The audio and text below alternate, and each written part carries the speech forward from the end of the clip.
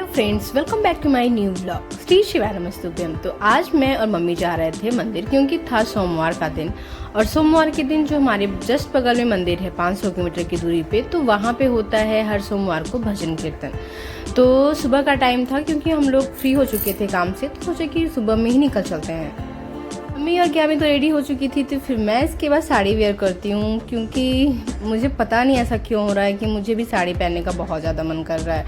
क्योंकि गर्मी कम है ना, गर्मी जैसे ही स्टार्ट होता है तो फिर साड़ी पहनने का तो मन ही नहीं करता, क्योंकि बहुत ज़्यादा गर्मी लगने लगता है। और जब मैं साड़ी पहन लेती हूँ ना, तो मुझे लगता है कि सबसे ज़्यादा खूबसूरत मैं ही लगती हूँ।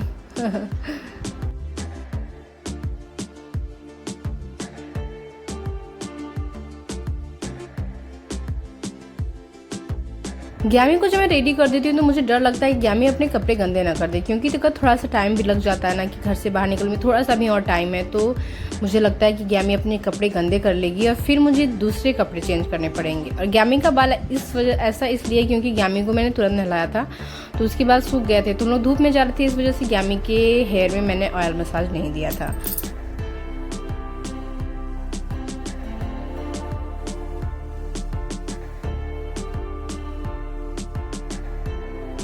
इसके बाद मैं, मम्मी और ग्यामी निकल जाते हैं, जो कि थोड़ी दूर में पैदल चलना पड़ता है। तो बाहर बहुत तेज़ धूप थी, इसलिए हम लोगों ने सर पे पल्लू ले लिया कि धूप ना लगे। और ग्यामी का जो हैट होता है वो हम लोग घर में भूल गए थे, तो मम्मी साड़ी से ही ग्यामी को ढक लेती हैं, बट ग्यामी थोड़े टाइम के बाद साड़ी को हटा देती है। थोड़ी दूर पैदल चलने के बाद हम लोग ऑटो ले लेते हैं, क्योंकि धूप बहुत ज़्यादा तेज़ था और ग्यामी को भी प्रोटेक्ट करना था। तो जैसे ही हम लोग ऑटो बैठते हैं 1 मिनट के बाद मंदिर आ ही जाता है।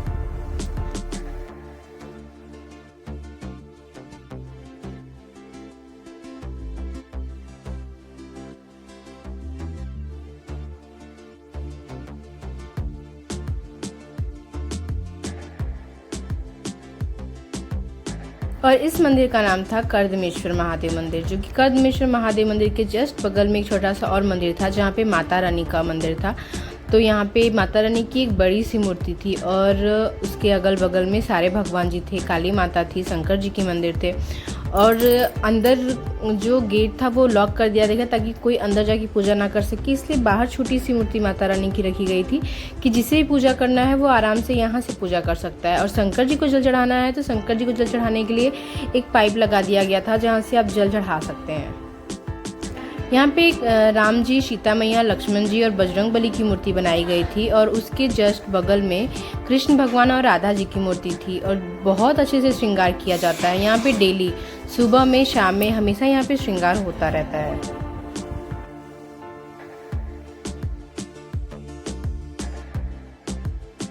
और जैसे ही माता रानी का मंदिर जाता है, उसके जस्ट सामने शंकर जी का मंदिर है, जो कि कर्दमेश्वर महादेव के नाम से जाना जाता है। और ये जो जगह है, ये इसका नाम है, इस जगह का नाम है कंदवा, जो कि वाराणसी के कंदवे जगह पे आता है। आप अगर जाएंगे तो चितईपुर DLW के जस्ट बीच में ये पड़ता है मंदिर।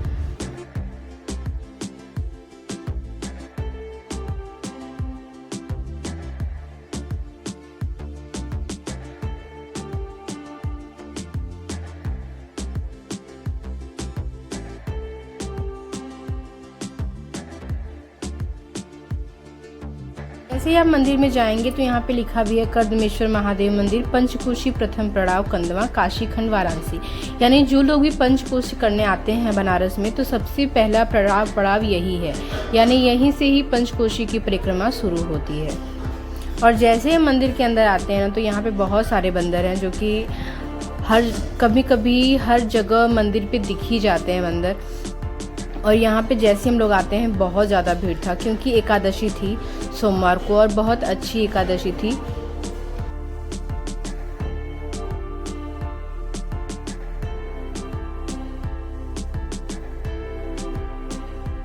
तो आइए चलते हैं मंदिर के अंदर। और ये मंदिर बहुत पुराना है, जैसा कि आपको मंदिर को देखकर ही अंदाज़ा लग रहा होगा। यहाँ की जो डिज़ाइन वगैरह मंदिर का है, ये सब कुछ बहुत पुराना है। थोड़ा सा यहाँ पे पहले से बहुत ज़्यादा यहाँ पे डेवलपमेंट हो चुका है। तो ये रहे शंकर जी, जो कि शंकर जी बहुत ज़्यादा चौड़े हैं। और शिवलिंग देख के जो महादेव के भक्त होंगे, उनको तो सबसे ज़्यादा सुकून इससे मिलता होगा।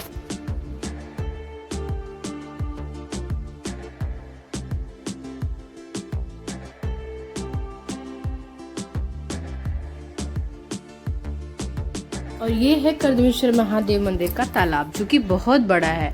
बट बहुत लोग कहते हैं कि यहाँ पे बहुत लोगों की मृत्यु हो चुकी है, बहुत लोग का डेथ हो चुका है, तो अब इसमें जल्दी कोई नहाता नहीं है। बट ऐसा नहीं है, अभी भी बहुत सारे लोग नहा रहे हैं।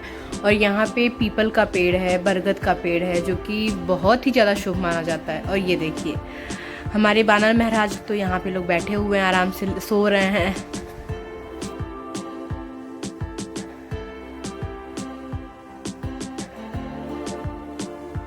और ग्यामी को खुला जगह मिल जाए और वो घूमे ना, ऐसा हो नहीं सकता। और बच्चे कहाँ किसी के एक जगह पे बैठते हैं, हमेशा उनको घूमने के लिए कुछ चाहिए रहता है। तो ग्यामी को भी ये पता हो गया है, क्योंकि मैं भोलेनाथ की शिवलिंग पे ग्यामी से जल चढ़वाती हूँ, तो ये इसको पता है कि ये शंकर जी का मंदिर है और ये शंकर जी हैं।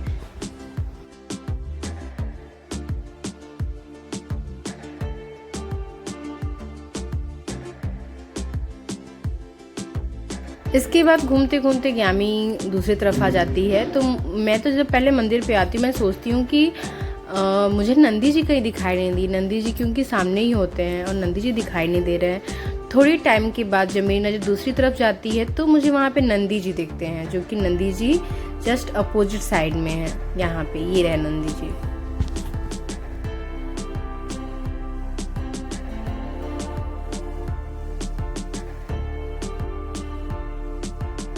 और कर्दमेश्वर महादेव मंदिर के जस्ट सामने यहाँ पे शंकर जी का भजन हो रहा था, जो कि हर सोमवार को सुबह में या शाम में होता रहता है। और यहाँ पे बहुत सारे लोग अपने से खुद से आके वहाँ पे भजन कीर्तन सुनते हैं।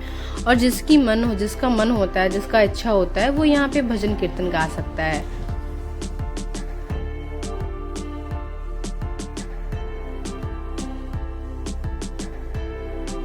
ग्यामी को 10 बजे मैं नहलाती हूँ। उसके बाद ग्यामी का सोने का टाइम हो जाता है, तो ग्यामी को मैं नहला के जस्ट मंदिर ही लेके आ गई थी। तो ग्यामी का बॉटल का दूध भी मैंने ले लिया था। तो ग्यामी को अब दूध, उसको भूख लगी थी, वो दूध पी रही थी और उसको सोना आ रहा था। और मम्मी बैठी हुई थी, मम्मी भी कीर्तन भजन कर रही थी। दूध पीने के बाद ग्यामी सो गई थी। और जब हम लोग का जाने का टाइम होता है तो ग्यामी उठ के तैयार हो जाती है। हम लोग को वहाँ पे ऑलमोस्ट 2 आवर्स लगे थे, वहाँ पे हरि कीर्तन भजन हो रहा था। इसके बाद जैसे ही मैं कैमरा ऑन करती हूँ, ग्यामी को बोलती हूँ ग्यामी हाय बोलो, तुरंत वो हाय बोलना स्टार्ट कर देती। So thank you so much for watching this video and please like share subscribe and support.